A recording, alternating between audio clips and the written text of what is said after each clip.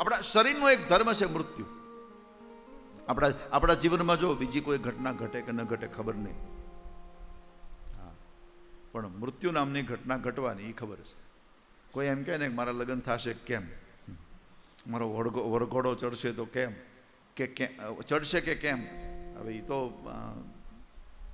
સંશોધનનો વિષય છે, તારા ગ્રહો કેવા એના પર આધાર છે. પણ અમે તને એટલું તો જરૂર કહી શકીએ કે વરઘોડો ચડે કે કેમ એ ખબર નહીં, પણ સ્મશાન યાત્રા નીકળશે એ અમને ખબર છે.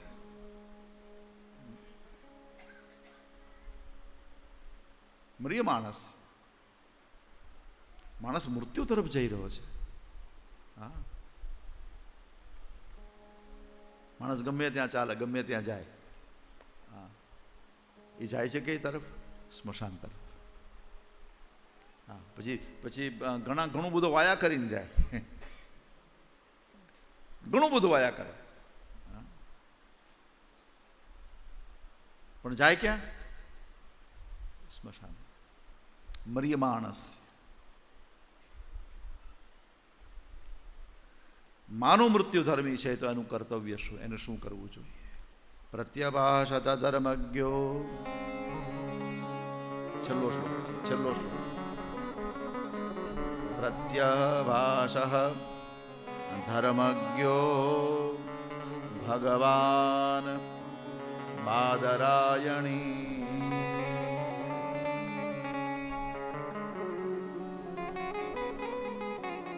ભગવાન બાદરાયણ એટલે ભગવાન સુખદેવ છે. બાદરાયણી.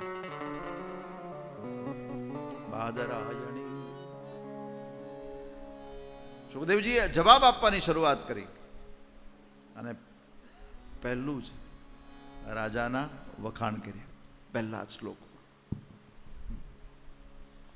વરીયાને શતે પ્રશ્ન કૃતો લોકહિતં નૃપ. આત્મવિદ સંમત પુંસાં શ્રોતવ્યાદિષુ ઇદં ભાગવતમ. ત્રીજો શ્લોક. પુરાણં બ્રહ્મ સંહિતા અધીતવાન દ્વાપરા પિતુર્દ્વૈપાયનાદ પરિનિષ્ઠિતોપી નિર્ગુણ્ય. પરિનિષ્ઠિતોપી નિર્ગુણ્ય ઉત્તમ શ્લોકલીલયા ગૃહીત ચેતરાજર્ષે આખ્યાનં યદધીતવા.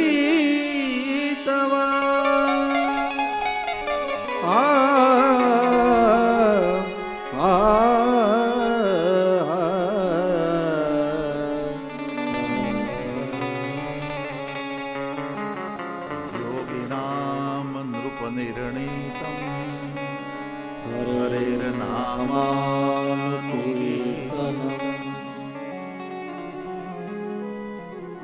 અદભુત બોલ્યા છે.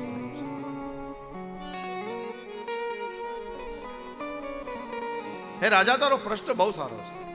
સીધા વખાણ કર્યા. મેં તમને આગળ કીધું તો તમને ખ્યાલ હોય તો કે કોઈ પણ સંત કથા શરૂ કરે ને પહેલા મંગળાચરણ કરે. પેલા આપણે કથા શરૂ કરી તો પહેલા શું કર્યું? થોડું કીર્તન કર્યું, 2-3 શ્લોકો ગાયા, મંગલાચરણ. 10-15 મિનિટ આપણે મંગલાચરણ કર્યું. સુખદેવજી એક એવા કથાકાર છે, મંગલાચરણ વગર કથા ચાલુ કરી, સીધી કથા શરૂ છે. વર્યાને શતે પ્રશ્ન કૃતો લોકહિતો નૃપઃ. એ રાજા, તારો પ્રશ્ન બહુ સારો, અને મને એમ લાગે છે આ પ્રશ્ન તે લોકહિત માટે કર્યો છે, તારા માટે નથી, બીજા માટે છે. અને આ પ્રશ્નમાં લોકહિત છે.